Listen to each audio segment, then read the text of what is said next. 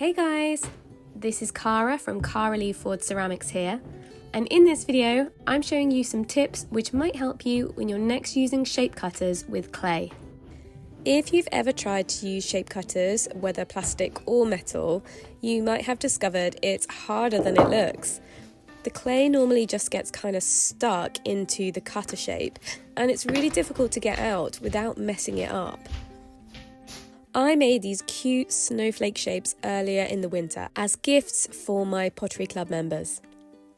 They're so cute but super complex. The more intricate the shape, the more likely the clay is to get stuck. After a bit of experimentation, I found a way to get the clay shapes out of the cutter without too much stress. I'm going to show you that today. You can use this technique with any shapes you're cutting out and with any type of cutter and any type of clay. I've tried using cutters when the clay is at different levels of dryness, from freshly rolled to leather hard. Neither option seems to make it any easier for the clay to be released.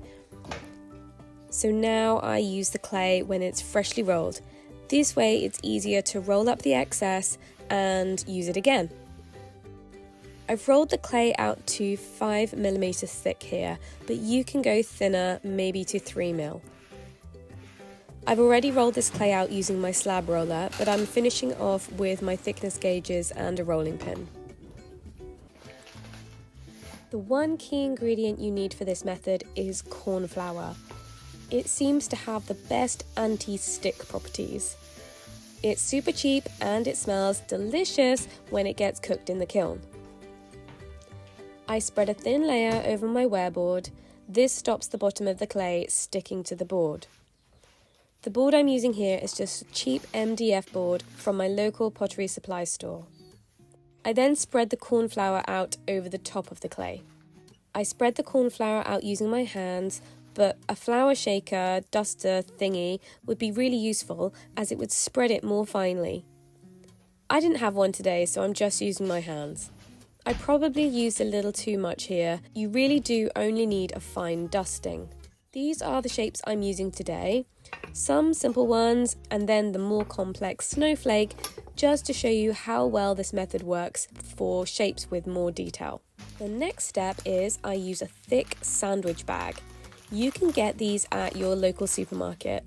Sandwich bags are better than a normal plastic bag or even cling film or food wrap as they're thicker, but they're still flexible. They won't get cut up by the cutter, but they also don't leave marks in the clay. The thickness means you can also use them a few times. I cut the bag open so I have twice as much. I lay the plastic over the top of the clay, then place my cutter on top. So I don't hurt my hands pressing the metal into the clay, I use a throwing bat, like this one, to help me push the cutter through the clay. I'm not just being a weakling here. You need quite a lot of force to do this, and after making several dozen, it can start to hurt your palms. The throwing bat really helps you to exert the pressure you need. Then, the super satisfying part, I peel back the plastic to reveal the clay shapes. Now normally, I'd fill up this entire slab of clay, filling it with shapes everywhere I can fit them. This is just a demo for you today. The rest of this clay will get put back in the bag and used for something else. After wedging it back up, you won't notice any corn flour residue. The corn flour makes it super easy to get the shapes out. And as you can see, it hasn't stuck to the board.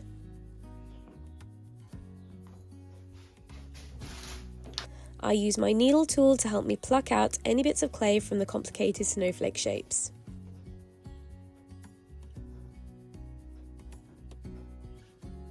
Now I'm just going to add some holes for adding some hanging ribbon later.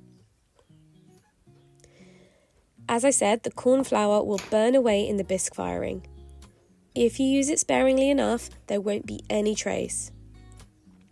If you use it too thickly, it can leave an impression in the clay, so maybe a flour shaker is a good idea. And here's what my snowflakes look like once they've been glazed and fired. I hope this helps. Let me know if you have any questions in the comments, guys. Don't forget to like and subscribe for more tips like this one. Thanks for watching!